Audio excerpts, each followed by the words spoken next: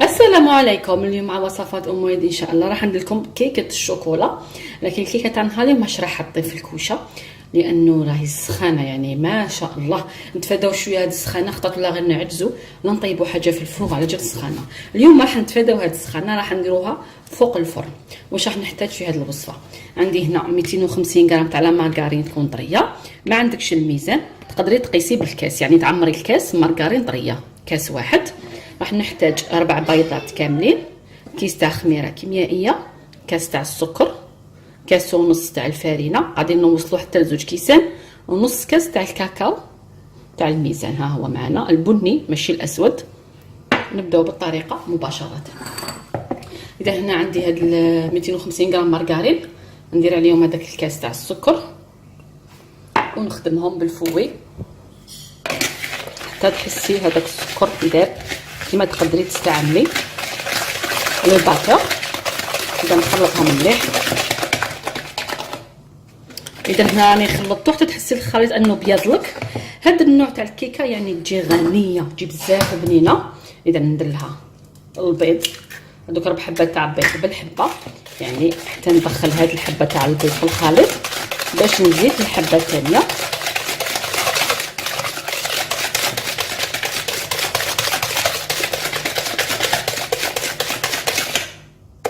نزيد الحبه الثانيه. اذا ونكمل حتى نكمل كامل 4 بيضات. نزيد نخلط. هذه الثالثه وهذه الرابعه نفس الشيء. نخلط يدخلوا كامل المقادير مع بعض.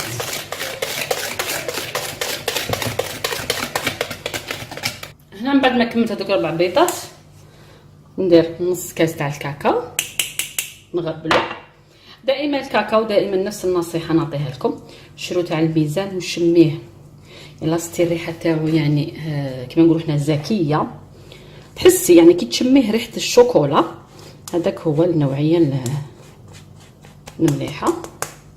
اذا ندخلها في الخليط تاع الزبده والبيض. على بالي بيجوني اسئله اسكو نقدروا نديروا الزيت، تقدري، لكن ننصحكم بلا مارغرين ولا الزبده احسن. الان نبدا ندير بالفارينه، ندير هذاك الكاس تاع الفارينه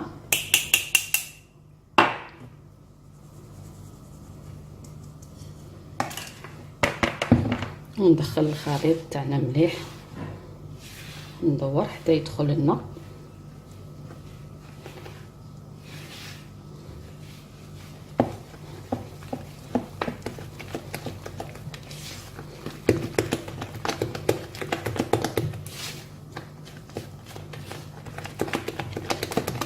نزيد هذاك النص كاس اللي بقالي ونزيد نص كاس اخر، يعني كامل الكيكه تاعنا راح تدي لنا 2 كيسان تاع الفارينه مع كيس تاع خميره كيميائيه 10 غرام.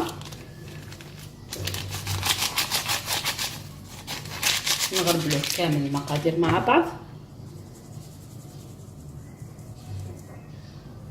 ندخلو الخليط تاعنا في الخليط تاع الكيك تاعنا حتى يندمجوا لنا مليح.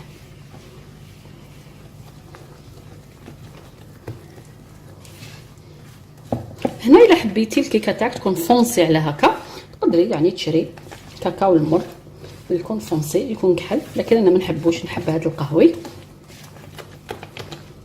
نخلطو مليح كتذوب لنا مليح هذيك الفارينه، ها هي دخلت لنا مليح في الخليط.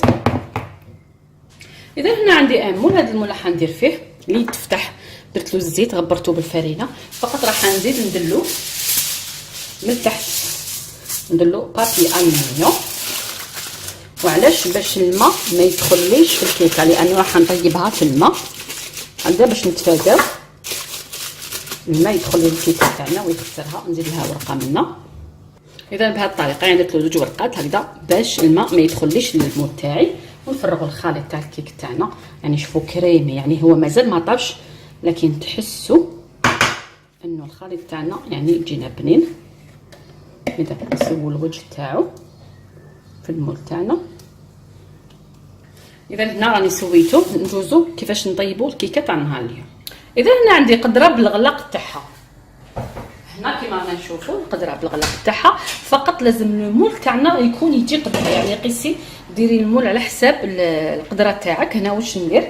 لازم نحط بسي يكون بلا، نحطه في الاسفل. علاش؟ باش لو مول تاعنا يعني ما يقيسناش القاع تاع القدره تاعنا، باش الكيكه تاعنا ما تحرقش. واش ندير؟ اذا ندير الماء، نعمر الماء بهذه الطريقه. يعني المهم يعني الطبسي تاعنا ما يتغطالناش مليح، شويه فقط، ونخليه حتى يغلي ونعاود نرجع لكم. اذا هنا راه بدا يغلي الماء. واش ندير؟ نقصوا النار تماما، يعني نديروا النار قليله. هنا راني نقصت النار، نحط الكيكه تاعي في القدره ونغطيها بالغلاق. على هذا قلت لكم لازم الكيكه يعني الغلاق مع المول يكون كيف كيف، يعني القدره والمول يكونوا كيف كيف. نخليهم على النار. راح نحسب لكم يعني راح تاخذنا حوالي 35 دقيقه، وراح نزيد اليوم ناكد لكم شحال تاخذنا من الوقت. يعني نخليها طيب نعاود نرجع لكم. هي جازت حوالي انا وصلت لي يعني حتى 40 دقيقه. تصيبوا الكيكه تاعكم يعني نشفت من الفوق، يعني كديري يدك ما كاش. راح نجرب ندير فيها موس. اذا ندير فيها موس بسم الله، راح يخرج لنا ناشف. هنا نطفي عليها، نحيها، نخليها تتبرد مليح، نحيها من المرتاحه ونعاود نرجع لكم. اذا هنا بعد ما بردت نحيتها. هنا درتها في طبق التقديم كما رانا نشوفوا. هنا عندي شوكولا طلي عفوا، فقط هنا ذوبتها شويه في حمام مائي ونشبح بها. كما تقدروا ديروا يعني شوكولا عادي، يعني علبه تاع الشوكولا تاع 100 غرام، ديري معها علبه تاع ياغورت ناتشور، ذوبيها وتقدري تزيني بها. التزيين كما قلت لكم يبقى اختياري. هنا التزيين زينوا كما حبيتوا. انا فقط عندي في الدار شوكولا طلي راح نستعملها في التزيين تاعنا تاع نهار اليوم.